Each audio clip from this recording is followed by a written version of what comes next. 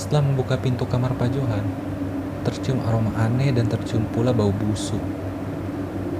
Lalu polisi, Pak Pandu, dan dukun itu masuk ke dalam. Bu Lisna dan nenek nunggu di luar. Terkejutlah semua orang yang ada di dalam kamar. Ada seorang perempuan yang sedang berbaring. Semua kulitnya dilapisi lilin, menggunakan rambut palsu, terlihat seperti sedang hamil, dan tidak bernafas.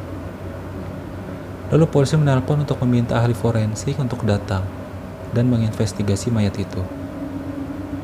Sementara menunggu ahli forensik untuk datang, polisi itu mendapat kabar kalau Pak Johan telah ditemukan.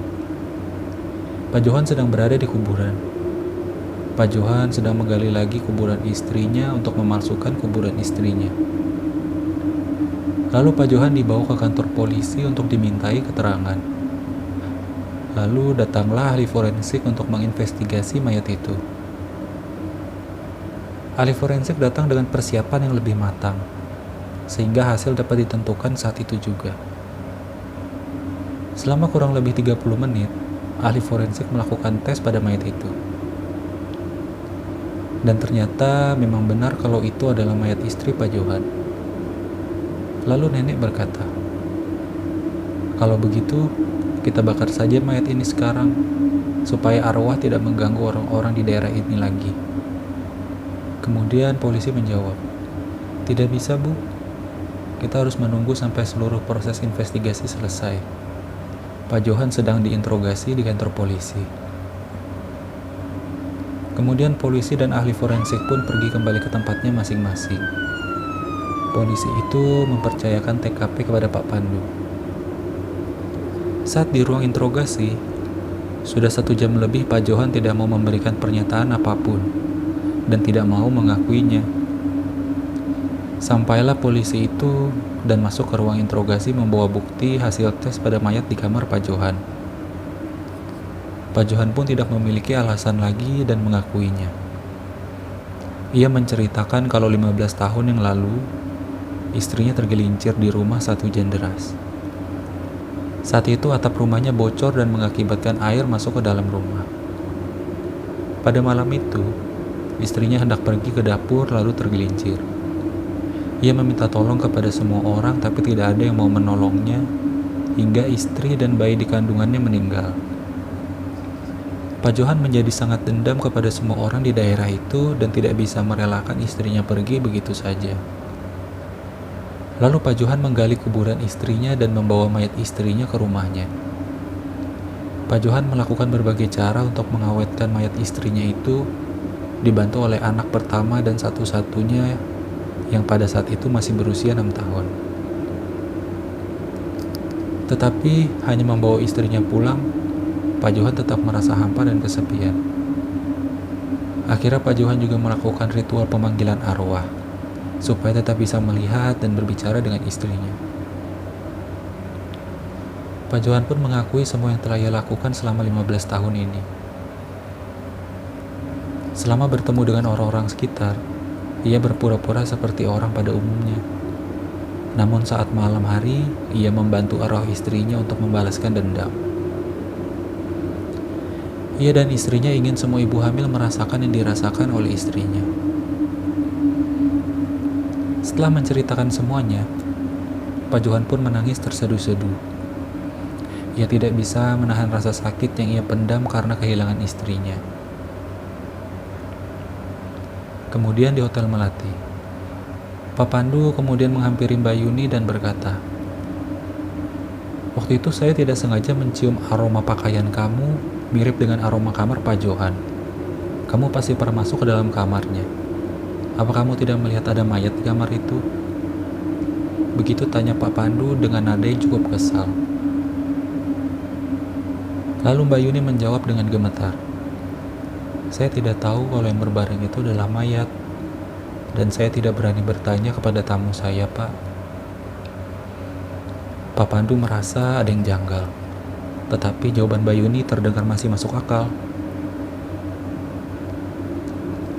Di kantor polisi keadaannya cukup tenang. Lalu polisi menanyakan pertanyaan terakhir kepada Pak Johan. "Lalu di mana anak Bapak sekarang? Apakah ia masih membantu Anda sampai sekarang? Pak Johan tidak mau menjawab. Semua pertanyaan seputar anaknya tidak dijawab olehnya, karena Pak Johan ingin melindungi anaknya. Lalu polisi pun menemukan nama dan alamat anak Pak Johan. Polisi itu pun langsung pergi menuju ke alamat anak Pak Johan tinggal untuk menanyainya. Sekitar 20 menit, tibalah polisi itu di Hotel Melati. Nama anak Pak Johan adalah Yuni. Yuni selama ini membantu ayahnya untuk membersihkan tubuh ibunya dan menjaga rahasia ini rapat-rapat. Karena Yuni pun juga merasa sangat kehilangan ibunya. Polisi lalu membawa Yuni memasuki mobil. Pak Pandu hanya terdiam dan melihat Yuni saat dibawa oleh polisi.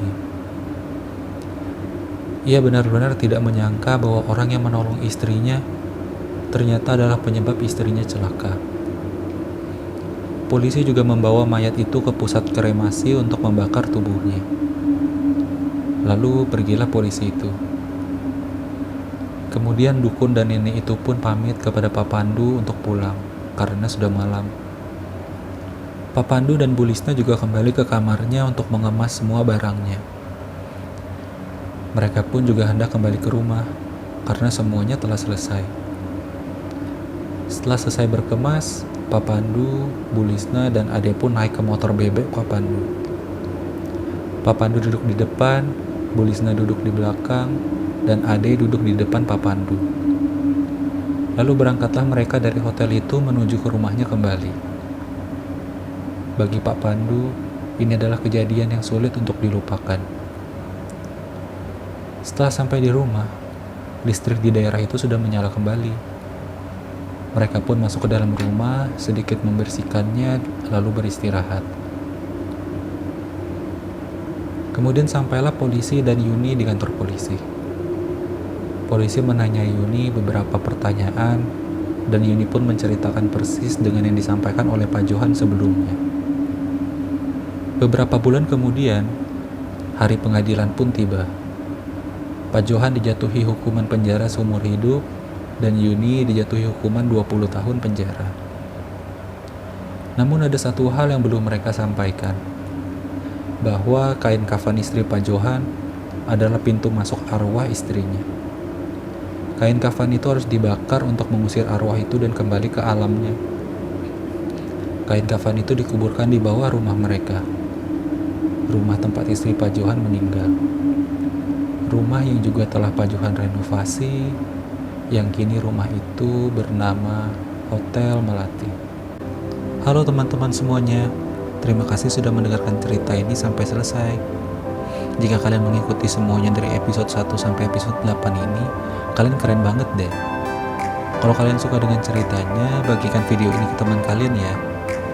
Jangan lupa juga untuk klik tombol like, subscribe, dan tombol loncengnya ya, supaya kamu dapat notifikasi kalau ada cerita seru lainnya. Sampai jumpa di cerita selanjutnya.